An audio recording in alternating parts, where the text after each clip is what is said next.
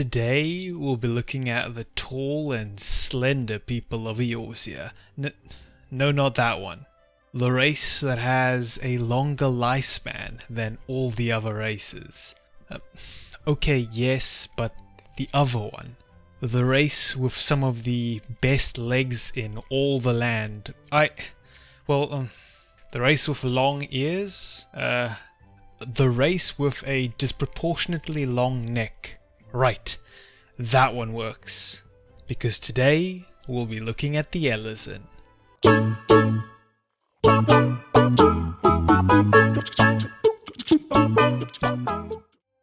The Elezen, the elves, the tall suave folk who are known to be heartthrobs by the player base.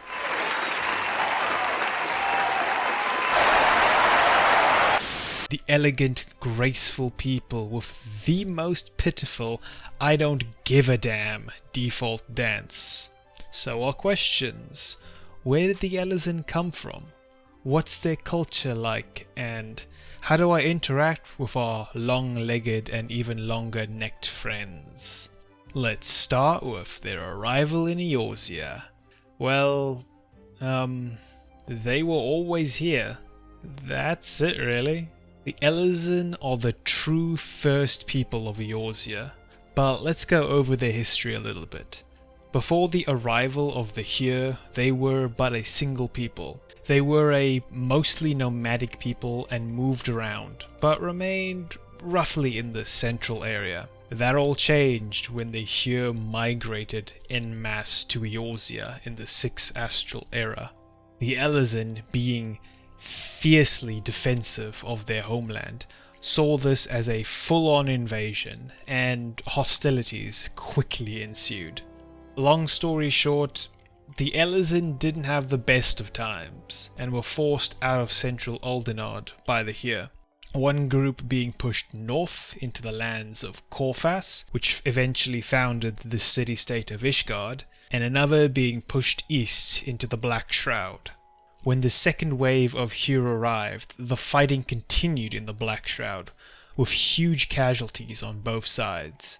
But eventually they were forced to sign a truce because, yes, while they're fighting each other, the guardians of the forests, the elements, started kicking the ever-loving crap out of both of them. This peace treaty also created a new city, the city-state of Gelmora, where both Hyr and Elezen existed together.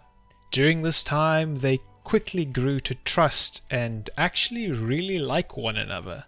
The city prospered greatly and became the new home the Elezen would fiercely defend. And then the Hyr Yoren Lightheart happened. Lightheart communed with the elements, requested that the Gelmorans be allowed to live above ground, and was successful. Thus, all the Hyr and most of the Elezen abandoned Gelmora almost overnight. Roughly 3/4 of the entire city's population. But some Elezen refused to leave, seeing Gelmora as their home that they needed to defend. This is where the Elezen clan split occurred. Those Elezen remaining in Gelmora grew into the Duskwights, and those who left to live in Gridania became the Wildwoods.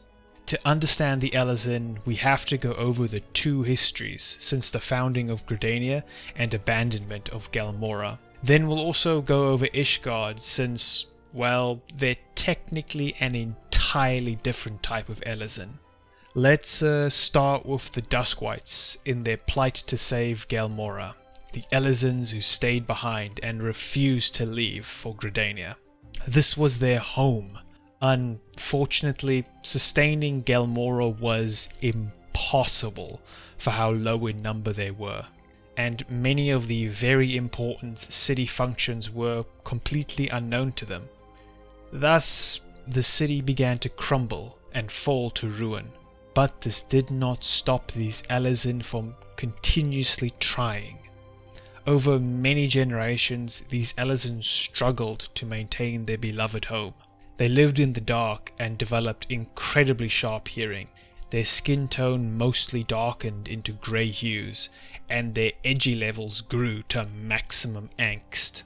Ultimately, they were forced to abandon Gelmora, and either begrudgingly joined the city-state of Gridania, or more often than not became low-level trash mobs you probably never think about. These Elezen see Gridania as the reason Gelmora faded away. Now for the Wildwood Elezen. They abandoned, or some would say simply left Gelmora, and moved into the Black Shroud, living happily and peacefully with the Here. The two races developed the city together, and the two races very openly shared knowledge and innovations, rapidly advancing and strengthening Gridania into a powerful city-state. They got along really, really well. Basically BFFs. When the Duskwights eventually showed up in Gridania, they were originally welcomed with open arms by the Wildwoods, but the Duskwights were very cold and rude towards them. And then of course, knowledge of the many new Duskwight brigands and bandits began to spread through the city, so yeah. Everyone's favorite discrimination, generalization, and racism started to brew. Yay! Now, a little bit about Ishgardian Elezen, as they differ greatly from the clans of Wildwood and Duskwight. Ishgardian and Wildwood Elezen are outwardly, physically, nigh indistinguishable, but their culture and how they act is very different.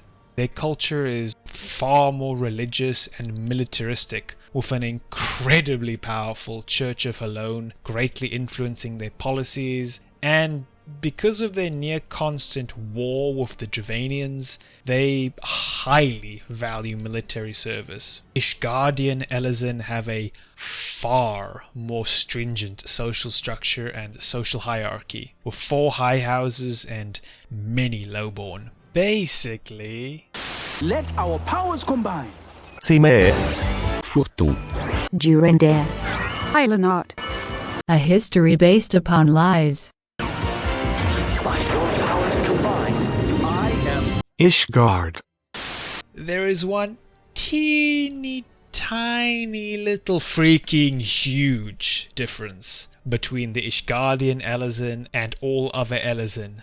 Big old Heavensward spoilers though, so skip to this time to avoid that. Okay, nearly every single Ishgardian Elezen are descendants from Thoradin's 12 knights. If you recall from the Heavensward story, these 12 knights killed Ratatoskr, one of the first brood dragons, and then consumed her eyes to gain power. They then fought and defeated Nidhogg, and took his eyes. 4 of them died in this process, yada yada yada. Anyway, the remaining 8, due to them having consumed Ratatoskr's eyes, all have some dragon blood / dragon DNA in them. This dragon blood was constantly passed down through the generations, spreading to more and more Ishgardians. How'd the 12 dudes literally breed the entire Ishgardian population? Well, this was quite long ago. Little more than 1,000 years. Many children, these children have dragon's blood, they make more children with someone who doesn't, it's guaranteed to pass on, and so it spreads. Today, practically all Ishgardians have dragon's blood in their vein. All Ishgardians are dragonborn.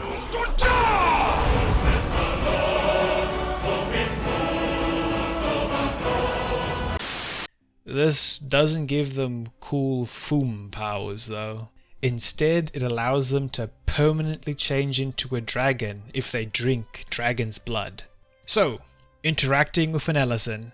Interacting with an Elezen doesn't really have anything special to it. Just be mindful and respectful towards them. These people are either suave, elegant, and beautiful, or they effectively have a stick up their ass. And not just the one that gives them their weird stiff animations. But yeah, nothing much to say or joke about them. Probably because their population is so low, you'd be forgiven in forgetting they're actually a playable race. So instead, let's talk about some fun and interesting physiological stuff about Elezen. Ever wonder why Alice and Alphinaud Levernier are so short? That's because of how relatively late Elezen puberty happens. The twins are 16 years of age, and while the other races all hit puberty at roughly the age of 13, give or take a year, the Elezen puberty happens at the age of 20. Before 20, the Elezens grow very slowly in terms of height. It's very common for a Midlander here between the ages of 13 to 20 to be a head or more taller than their Elezen peers. This changes at 20 though, for the Elezen enter an incredible and oft described as painful growth spurt, where they grow many ilms in a single day. This fact gives some pretty funny imagery. By the left tit of Heidelin, I have to get new clothing again. I'm not used to having such long legs, so I often fall over and need to relearn how to walk and run. My tits are growing in! Now, moving on to their naming conventions. There are two clans of Elezen, the Wildwood and the Duskwights, though they were once a single people, and during this time had a single naming convention. Elezen have a tendency to maintain their history and past. Due to this, both clans still use the exact same naming conventions they always have. The exact same phonetic structure and spelling system. And these names and phonetic structures are very similar to those of real-world French. There's actually no set guideline for Elezen naming. They are just some generally happens sort of things.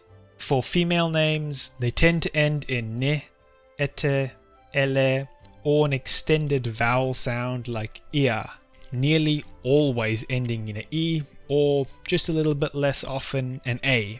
Their names are generally shorter than male names. Again, none of these are rules though, and there are exceptions. Some typical female Elezen names are Janie, Elviane, Finia, Alize, Izel. Now for male names. Male names are generally longer and very often end in an X, for example Lua or O, or a silent T like Mon or Jean. But again, this isn't a rule and there are many exceptions. Example male names are Louisois, Monchenot, Guy Delot, Rochefort, and Alphinaud.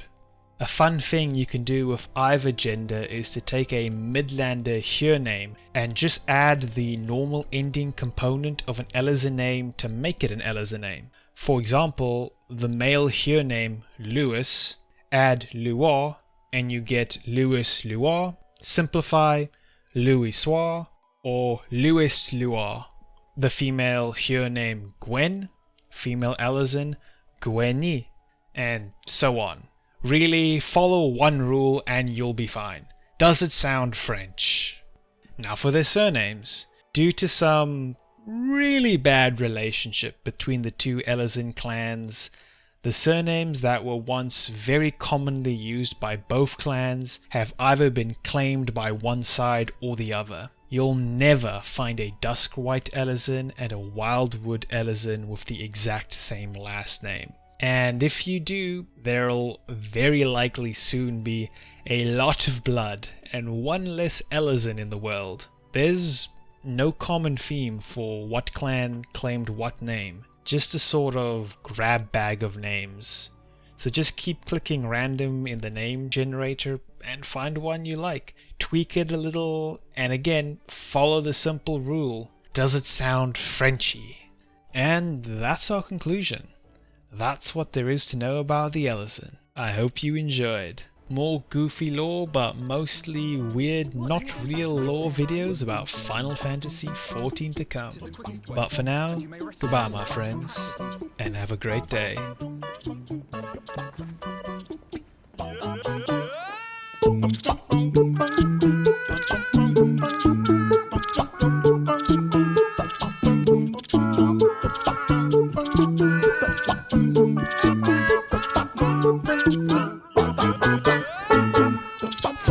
Ho.